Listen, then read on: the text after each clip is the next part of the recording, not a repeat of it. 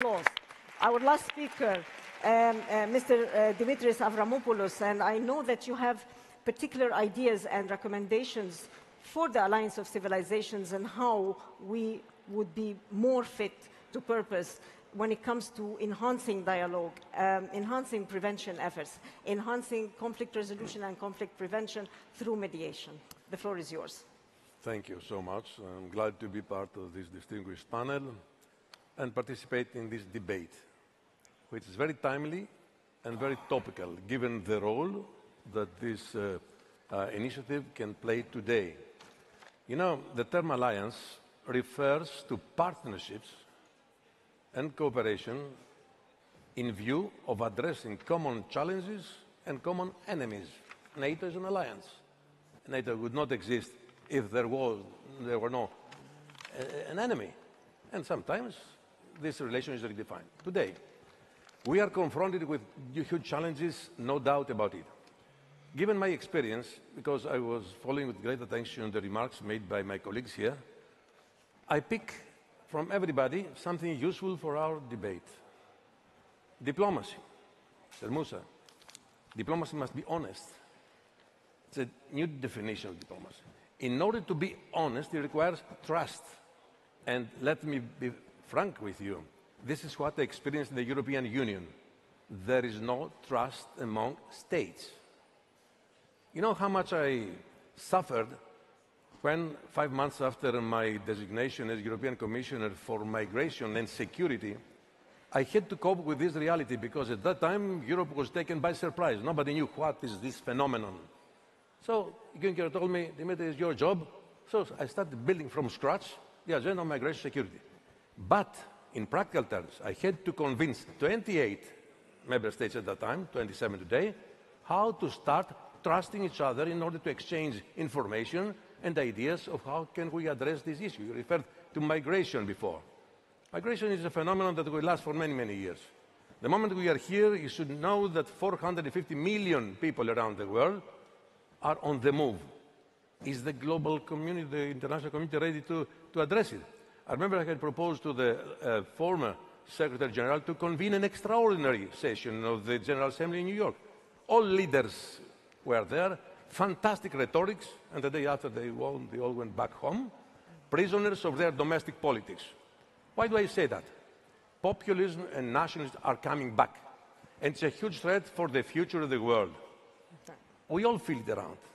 And one of the first catalysts to see people divided and nations divided was migration. In the beginning, everything was quite positive. They said it's a phenomenon we shall address it. But later on, it is the root cause of xenophobia and racism. How can you stop it? So the Alliance of Civilizations can work on that, can promote this dialogue at the level of communities. And this is what we should do. So I come with a last remark. For me, it is very important to start developing and fostering grassroots politics. This is the role, the updated role of the Alliance of Civilizations. How can you do it? First of all, let's go back to what we had initiated. Actually, was one of the architects of that, the cities diplomacy, which is overcoming and goes beyond states' relations. Because states, so I belong to a state, I have served my country, I have served the European Union, but states suffer from what you can call state sclerosis. They are not ready to talk to each other. The same within the European Union. This is the danger for Europe tomorrow. We go back to the old days, even territorial claims. You talked about the Balkans before. I'm afraid that Balkans are getting re-Balkanized, which is a big threat for the future of this part of Europe. And in Europe, the European institutions, Europe is not what it was 10 years ago. The central institutions are very, very weak. They cannot impose their will because member states go back behind national borders. So how can we work together in the future? You know, the European Union is the most important historic project of all times after the Second World War. And you know what happened? Now we go back to these old days. Yeah. I'm very much concerned. And I'm very much concerned for peace, stability, not only in Europe, but in the whole world, and for the future of the younger generations who have entered a zone of social turbulences. How can we respond to the new generation? We were the generation that enjoyed for 70 years peace, stability. We are the only generation in Europe that we had not seen, we had not experienced a war for 70 years, and we have taken it for granted. You see now, we are on the brink of a new crisis. So, our association here, this initiative has to start working on grassroots politicians, bring closer religions, of course, in terms of mutual cultural respect, but on the other hand, to start promoting new ideas of how can people talk to each other.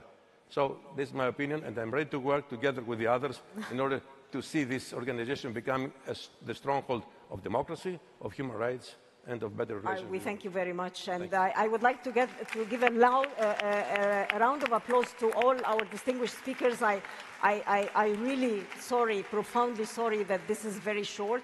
We can go on for the next 4 hours talking about the issues there and benefiting from your wisdom and from your experience. Extremely sorry. My